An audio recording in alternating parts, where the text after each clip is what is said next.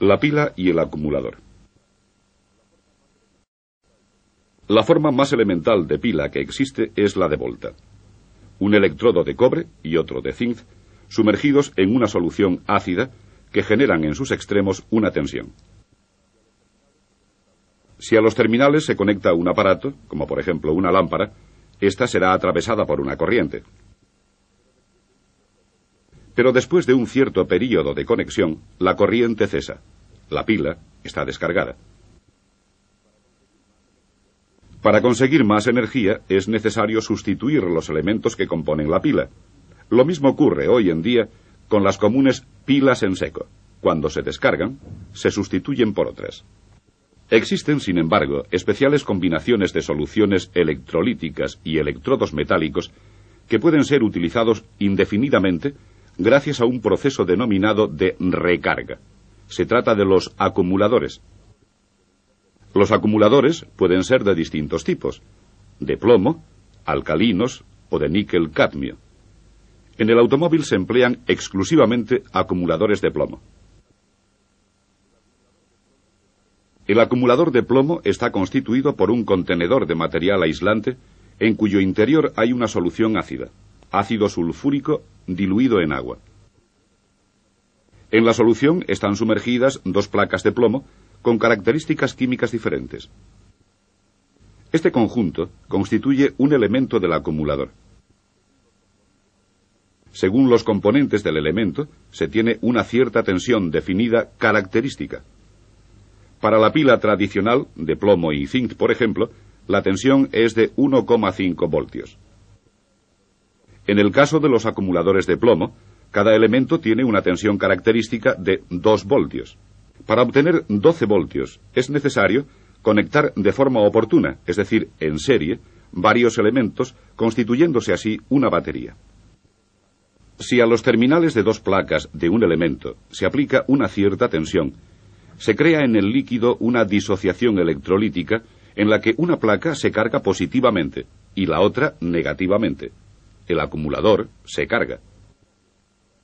Si por el contrario, a las placas cargadas de electricidad se conecta un aparato, en el elemento se manifiesta una reacción química inversa a la precedente y a través del aparato fluye corriente. El acumulador se descarga. Durante la carga, la placa positiva se transforma en dióxido de plomo y la negativa en plomo esponjoso.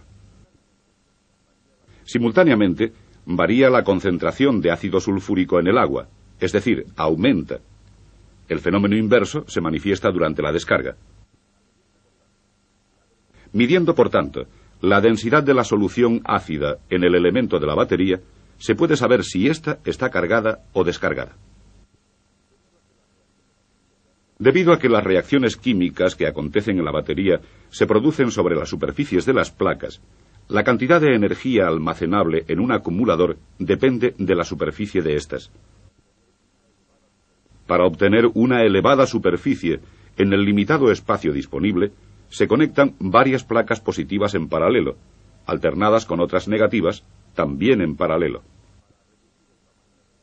Para reducir el tamaño de la batería, las placas de signos opuestos se encuentran muy cercanas de las otras. Esta proximidad puede crear inconvenientes, como por ejemplo cortocircuitos si las placas de signo contrario se tocan, con grave daño del elemento. Para evitar el contacto entre placas de signo opuesto, se montan separadores que son extremadamente permeables al paso del electrolito de naturaleza líquida contenido en la batería.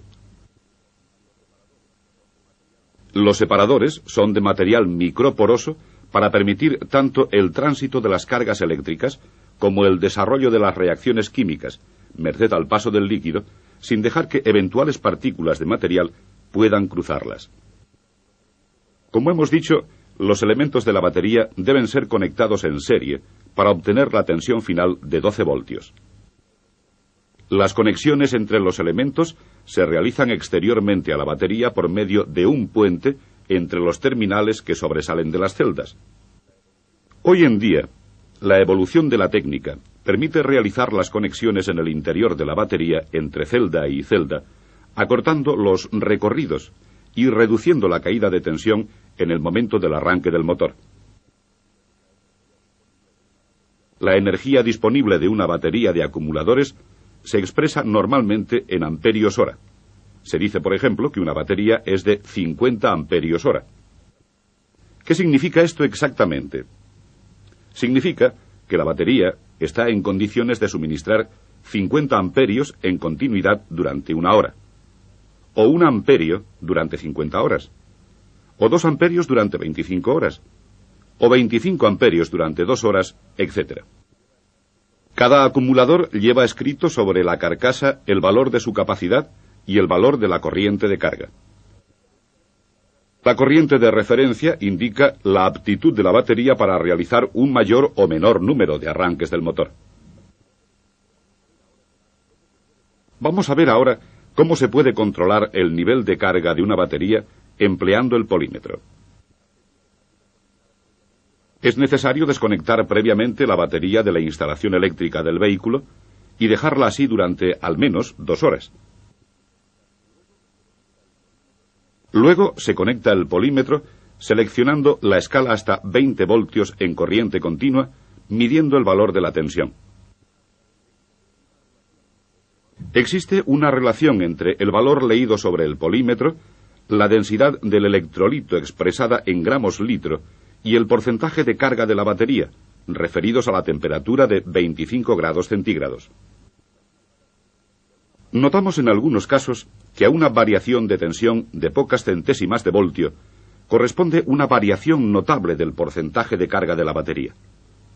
Se debe recordar que en las baterías con elementos accesibles es preferible realizar el control de la densidad mediante el clásico densímetro y termómetro. Dicho control permite también verificar eventuales variaciones y diferencias de rendimientos entre las celdas o elementos.